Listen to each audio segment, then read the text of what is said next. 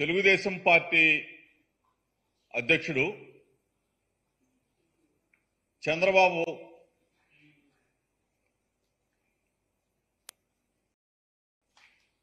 ఆయన విదేశీ పర్యటన. చంద్రబాబు నాయుడు విదేశాలకు వెళ్ళాడు. 10 రోజుల తర్వాత తిరిగి వచ్చాడు. చంద్రబాబు నాయుడు విదేశాలకు ఏ దేశం వెళ్ళాడు, ఏ దేశం నుంచి మరలా తిరిగి వచ్చాడనేది పెద్ద $1 million question mark. Chandrababu Naidu విదేశాలకి హైదరాబాద్ నుంచి బయలుదేరాడు. శంషాబాద్ ఎయిర్పోర్ట్ నుంచి విదేశాలకు బయలుదేరి దుబాయ్లో దిగాడని చెప్పి ఒక సమాచారం. దుబాయ్ నుంచి 10 రోజుల పాటు అసలు ఏ దేశానికి వెళ్ళాడు, ఎక్కడికి వెళ్ళాడు? ఒక పేపర్లోనేమో, ఒక ఎల్లో మీడియా పత్రికలోనేమో వైద్య పరీక్షల కోసం చంద్రబాబు నాయుడు విదేశాలకు వెళ్ళాడు. ఒక ఎల్లో మీడియాలోనేమో ఎన్నికల్లో తలమునకలైపోయాడు, సేద తీర్చుకోవడం కోసం, విశ్రాంతి కోసం విదేశాలకు వెళ్ళాడని చెప్పేసి ఒక ఎల్లో మీడియాలో. తీరా చూస్తే ఆ పేపర్లో అన్నా రాస్తారేమో చంద్రబాబు నాయుడు ఫలానా దేశంలో విశ్రాంతి తీసుకోవడానికి పోయాడు, ఫలానా దేశంలో ఉన్నాడు, ఫలానా దేశంలో వైద్య పరీక్షలు చేసుకున్నాడు, లేదా ఫలానా దేశంలో విశ్రాంతి తీసుకున్నాడని చెప్పి చెప్తే అది లేదు. సరే, చంద్రబాబు నాయుడు తిరిగి వచ్చాడు. ఎక్కడి నుంచి వచ్చాడు? ఫలానా చోట నుంచి వస్తున్నాడు చంద్రబాబు నాయుడు అంటే అది లేదు. శంషాబాద్ ఎయిర్పోర్ట్లో చంద్రబాబు నాయుడు దిగుతున్నాడు. ఏంటి ఇంత రహస్యం? ఇంత గోప్యంగా ఉంచవలసిన అవసరం ఏంటి అని చెప్పి అడుగుతా ఉన్నాం. ప్రజలకి క్వశ్చన్ మార్కే, మీడియాకి క్వశ్చన్ మార్కే. చంద్రబాబు నాయుడు అసలు ఎక్కడికి వెళ్ళాడు ఏంటి అని చెప్పేసి ఆ దిక్కుమాల ప్రతిపక్ష నేతగా ఉన్నాడు కాబట్టి ఆంధ్రప్రదేశ్ ప్రజలకు కూడా ఒక క్వశ్చన్ మార్క్. ఈరోజు మేము ఏదన్నా మాట్లాడితే గగ్గోలు పెట్టే తెలుగుదేశం పార్టీ సోషల్ మీడియా ఇన్నిసార్లు అడుగుతా ఉన్నా కానీ కనీసం సమాధానం చెప్పటానికి కూడా ముందుకు రావట్లేదంటే అసలు దీంట్లో ఉన్న రహస్యం ఏంటి? చంద్రబాబు నాయుడు ఏ దేశానికి పోయాడో తెలీదు, ఎక్కడున్నాడో తెలీదు, విశ్రాంతి కోసం వెళ్ళాడో తెలీదు, వైద్య పరీక్షల కోసం వెళ్ళాడో తెలీదు, పెట్టుబడుల్ని ఆకర్షించటం కోసం వెళ్ళాడో తెలీదు, పెట్టుబడులు ఆకర్షితుడై పెట్టుబడులు పెట్టడం కోసం వెళ్ళాడో తెలియదు. నల్లధనం మొత్తం కూడా తీసుకెళ్లి ఎక్కడన్నా ఏ దేశంలో పెట్టాడో అది తెలియదు. దోచుకున్న డబ్బంతా తీసుకెళ్లి ఏ దేశంలో ఉన్న దాచాడో అది తెలియదు. ఈ పరిస్థితుల్లో హైదరాబాద్ నుంచి బయలుదేరాడు. శంషాబాద్లో అక్కడ ఇమిగ్రేషన్ అధికారులు ఇతను స్కామ్లో ఉన్నాడు కదా, స్కిల్ డెవలప్మెంట్ స్కామ్లో ఉన్నాడు, ఇంకా స్కాముల్లో చాలా అట్లో ఉన్నాడు. అభ్యంతరం పెట్టారు. ఆ తర్వాత పేపర్లు ఏవి చూపించారు, వదిలిపెట్టారు. వదిలిపెట్టిన తర్వాత ఇతను కానీ ఇతను కొడుకు కానీ అమెరికాలో వెళ్తున్నాడని చెప్పేసి ఒక వార్త. తీరా చూస్తే అమెరికా అంతా కాలించారంట. అక్కడ తెలుగుదేశం పార్టీ ఎన్ఆర్ఐ విభాగానికి సంబంధించిన కోమటి జయరాం, చంద్రబాబు నాయుడు అమెరికా రావట్లా, మాకే కనపడలా అని చెప్పేసి ఆయన ఒక పత్రికా ప్రకటన. అక్కడ లేడు. ఇంతకీ ఇటలీపోయాడు అంటున్నారు. ఇటలీలో చంద్రబాబు నాయుడు ఏ దేశం వెళ్ళినా చంద్రబాబు నాయుడు చేసేది ఏంటంటే ముందు ప్యారిస్ వెళ్ళాడు అనుకోండి, ఆ ఈఫిల్ టవర్ ముందు ఒక ఫోటో దిగుతాడు, ఆ ఫోటో పంపిస్తాడు. లండన్ పోయాడు అనుకోండి, ఆ బుల్లెట్ ట్రైన్ ముందు ఒక ఫోటో దిగుతాడు, ఆ ఫోటో పంపిస్తాడు. సింగపూర్ పోయాడు అనుకోండి, సింగపూర్ రోడ్ల మీద ఫోటో దిగుతాడు. మలేషియా పోయాడు అనుకోండి, ఆ ట్విన్ టవర్స్ ముందు ఒక ఫోటో దిగుతాడు. చంద్రబాబు నాయుడికి ఇంత మీడియా అంటే ప్రచార పిచ్చి ఉన్న చంద్రబాబు నాయుడు ఈఫిల్ టవర్ తీసుకొచ్చి ఆంధ్రప్రదేశ్లో కడతానంటాడు, ట్విన్ టవర్స్ తీసుకొచ్చి ఆంధ్రప్రదేశ్లో కడతానంటాడు. అండమాన్ పోతే అండమాన్లో ఉన్న సముద్రం తీసుకొచ్చి ఆంధ్రప్రదేశ్లో నిర్మించేస్తానంటాడు. ఇంత పిచ్చున్న చంద్రబాబు నాయుడు ఏమైపోయావు అసలు 10 రోజులు? ఎందుకు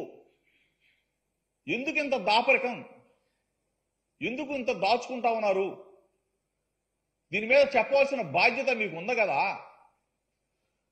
మా వైఎస్ఆర్ పార్టీ తరఫున మేము ఎన్నిసార్లు మేము అడుగుతా ఉన్నామే, ఏ దేశం పోయావు, ఎక్కడ ఉన్నావు, ఏం చేశావు అంటే బాధ్యత గల ప్రతిపక్ష పార్టీకి, అంటే తెలుగుదేశం పార్టీ అధ్యక్షుడు బాధ్యత గల ప్రతిపక్ష నేత కాబట్టి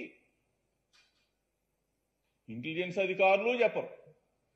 అతనికి ఉన్న పిఎస్ రాజగోపాల్ ఎవరో ఉన్నారు, అతను మాత్రం చంద్రబాబు నాయుడు శంషాబాద్ ఎయిర్పోర్ట్లో దిగుతాడు, చంద్రబాబు నాయుడు శంషాబాద్ ఎయిర్పోర్ట్లో ఎక్కుతాడు. ఎక్కడికి ఎక్కుతాడు, ఎక్కడికి వెళ్తాడు, ఎక్కడి నుంచి వస్తున్నాడు? అదే మేము ఉన్నాం, మా లీడర్ ఉన్నాడు దమ్ముగా ఢేరుగా.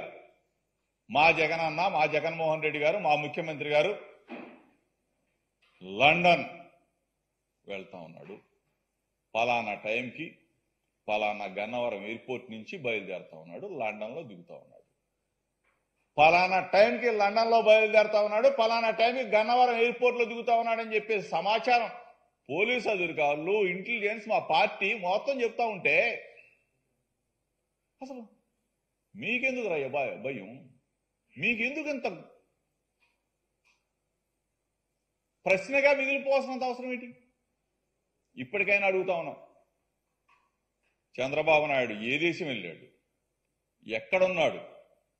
వైద్య పరీక్షల కోసం వెళ్ళాడా, విహారయాత్రల కోసం వెళ్ళాడా, విశ్రాంతి కోసం వెళ్ళాడా, పెట్టుబడిని ఆకర్షించడానికి కోసం వెళ్ళాడా, లేదంటే పెట్టుబడులకు ఆకర్షితుడై ఉన్న పెట్టుబడిని నల్లధనం మొత్తం కూడా దోచుకొని అక్కడ పెట్టడానికి వెళ్ళాడని చెప్పాలా? అది మీ బాధ్యత. ఇటువంటి దిక్కుమాలిన చంద్రబాబు నాయుడు ఎక్కడికి వెళ్తే అక్కడ ఓదరగొట్టేస్తా ఉంటారు. ఏ దేశం వెళ్తే ఆ దేశం నుంచి చంద్రబాబు నాయుడు అక్కడ అది మాట్లాడాడు, చంద్రబాబు నాయుడు అక్కడ ఫోటో దిగాడు, బుల్లెట్ ట్రైన్ ఎక్కడికి వచ్చేసింది, ఈఫిల్ టవర్ ఎక్కడ తెస్తున్నాడు, ట్విన్ టవర్స్ అక్కడ పెడుతున్నాడు అని చెప్పి చంద్రబాబు నాయుడు అండ్కు ఈరోజు ఎందుకు నోరు మెదపట్టలేదో రాష్ట్ర ప్రజలందరూ కూడా గమనించాలి. ఈరోజు ఒక బాధ్యత కలిగిన గౌరవ ముఖ్యమంత్రి జగన్మోహన్ రెడ్డి కుటుంబ సమేతంగా లండన్ వెళ్ళారు, లండన్ నుంచి మరలా తిరిగి వచ్చారు. గౌరవంగా చెప్తా ఉన్నాం, ఇంటెలిజెన్స్ అధికారులు, పోలీసు వ్యవస్థ, మా పార్టీ మొత్తం జగన్మోహన్ రెడ్డి గారు పలానా టైంకి పలానా రోజు వస్తా ఉన్నారు. మీకెందుకు? మీరెందుకు ఈ దాఖలు? దీన్ని ఈ $1 మిలియన్ క్వశ్చన్ గానే మిగిలిపోకుండా చంద్రబాబు నాయుడు ఇవాళైనా కానీ నేను పలానా చోట పోయాను, పలానా చోట ఉన్నాను అని చెప్తే రాష్ట్ర ప్రజలు కానీ మీడియా కానీ, లేదు అంటే దొంగతనంగా సంపాదించిన నల్లధనం పెట్టుబడులు పెట్టడం కోసం దొంగచాటుగా ఈ వ్యవహారాలన్నీ జరిగాయనేది మా ప్రగాఢమైన పెట్టకపోతే ఇంత ఇది చంద్రబాబు నాయుడికి అలవాటు కదా. ఏ దేశం వెళ్ళినా సరే ఆ దేశం నుంచి ఒక ఫోటో, అదే దేశం నుంచి ఒక క్లిప్పింగు వెంటనే ఇక్కడ ప్లే అవ్వాలా. ఎల్లో మీడియా మొత్తం కూడా బుల్లెట్ ట్రైన్ వచ్చేస్తుంది. ఈఫెల్ టవర్స్ కట్టేస్తా ఉన్నాడు. ఇవన్నీ కూడా చంద్రబాబు నాయుడికి వెన్నతో పెట్టిన విద్య. ఇవన్నీ కూడా సమాధానం చెప్పవలసిన బాధ్యత చంద్రబాబు మీద ఉందని చెప్పేసి మరొక్కసారి దీన్ని ఈ క్వశ్చన్కి సమాధానం చెప్పమని చెప్పి చంద్రబాబు నాయుడిని చెప్తూ డిమాండ్ చేస్తూ, అదేవిధంగా నిన్న ఒక విచిత్రమైన విన్యాసాలు కూడా చూసాం. ఏబి వెంకటేశ్వరరావు ఇతను రిటైర్డ్ అయిన సందర్భంలో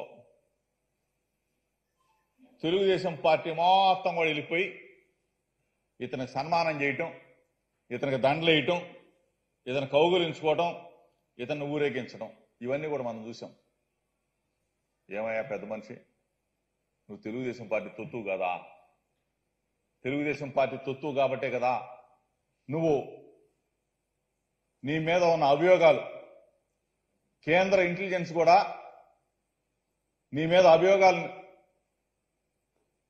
ఏబి వెంకటేశ్వరరావు పాత్ర ఉంది అని చెప్పేసి నిఘా విభాగంలో పరికరాల కొనుగోలులో ఏబి వెంకటేశ్వరరావు పాత్ర ఉంది అని చెప్పేసి నిన్ను నిర్ధారించారా లేదా?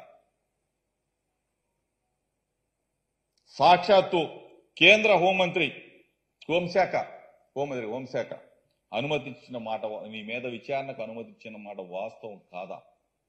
ఇవన్నీ కూడా ఒక ముద్ర వేసుకొని, తెలుగుదేశం పార్టీ ముద్ర వేసుకొని, నువ్వు ఏ విధంగా ఒక పోలీస్ అధికారిగా నీ ఒంటి మీద బట్టేమో కాకిద వచ్చేమో, నీ మొత్తం కూడా లోపలంతా కూడా ఎల్లు.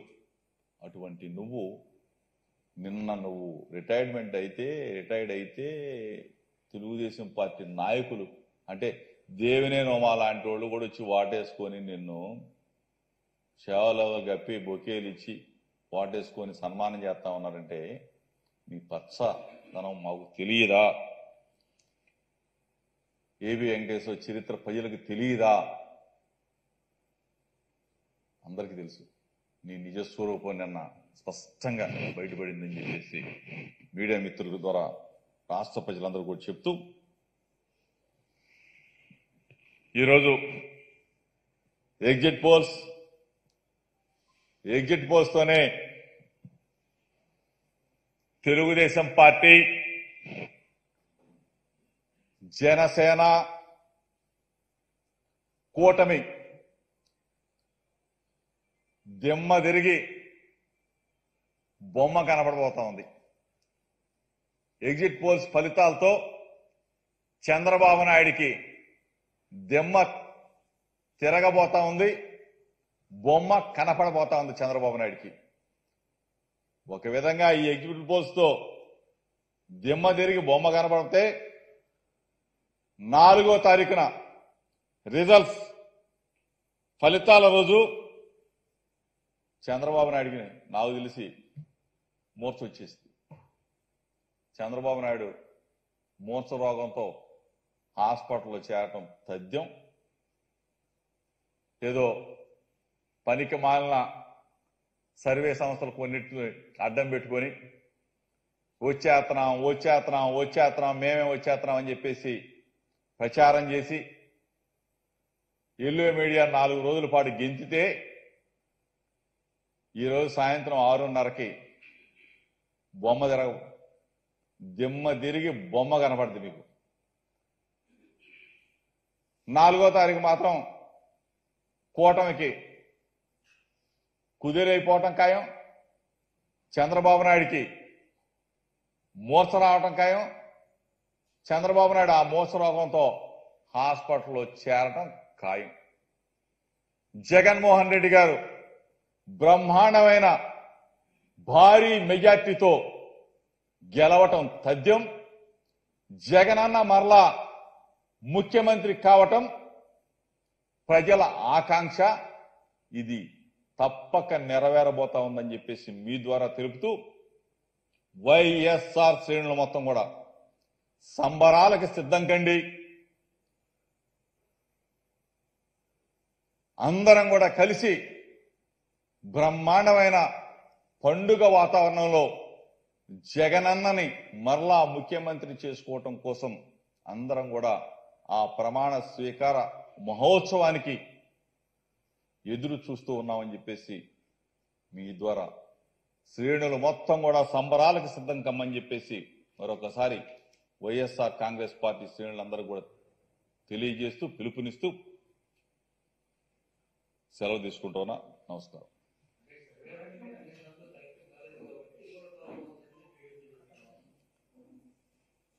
ఈ సర్వే సంస్థలు చేసిన సర్వేలు కాదు, ప్రజల గుండెల్లో నుంచి వచ్చిన సర్వేలు, ప్రజల మనసుల్లో నుంచి వచ్చిన సర్వేలు. ప్రజలకి